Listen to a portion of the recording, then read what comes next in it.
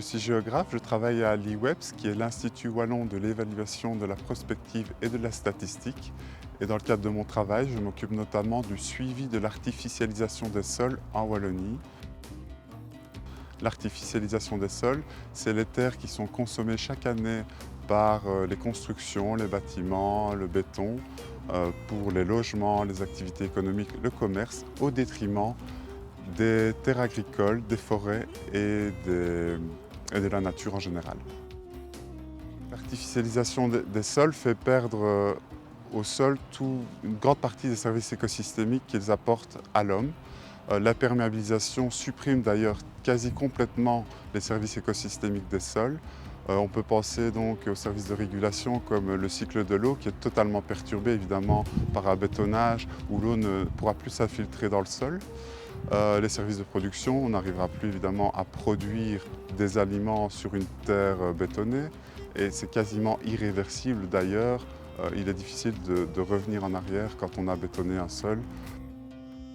En Wallonie, 15% environ du territoire est artificialisé, c'est-à-dire recouvert de bâtiments, de constructions, de bétonnage ou de jardins résidentiels pour différentes activités humaines. Et cette artificialisation augmente chaque année. Environ 12 km² par an sont consommés au détriment des terres agricoles, forestières et naturelles en Wallonie. Et donc on constate que ça a un impact non négligeable sur l'environnement. Ça pose la question vraiment de l'utilisation parcimonieuse du sol et de tout ce qui nous amène, tout ce qui nous apporte pour notre bien-être.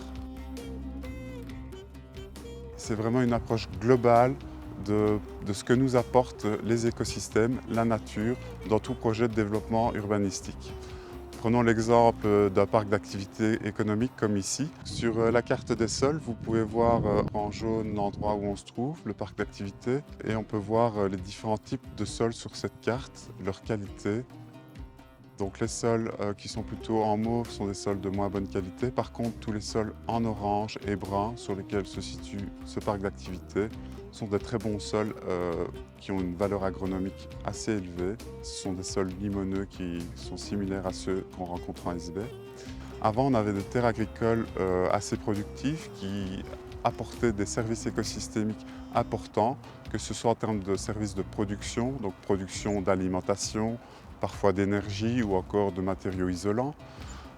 Des services de régulation aussi, donc régulation de l'environnement, des cycles de l'eau, un apport pour la biodiversité et aussi des services récréatifs, un beau paysage qui permet aux gens de se promener dans la nature, de profiter de la nature.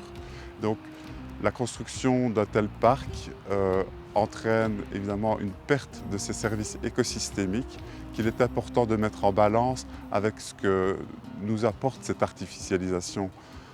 Cette artificialisation ici, elle a lieu pour des besoins socio-économiques, pour développer de l'emploi, créer de l'emploi.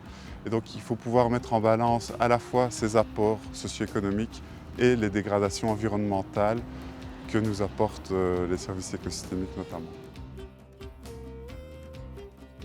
La quantification des services écosystémiques permet également de choisir la meilleure localisation pour un projet d'urbanisation, puisqu'on peut comparer deux sites différents et voir l'apport des services écosystémiques de ces sites et les pertes de services écosystémiques si on les artificialise à l'avenir.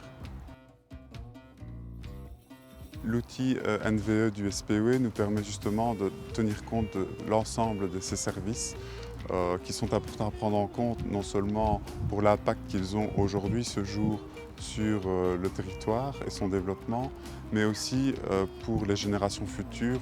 Ça pose la question vraiment de l'utilisation parcimonieuse du sol et de tout ce qui nous amène, tout ce qui nous apporte pour notre bien-être.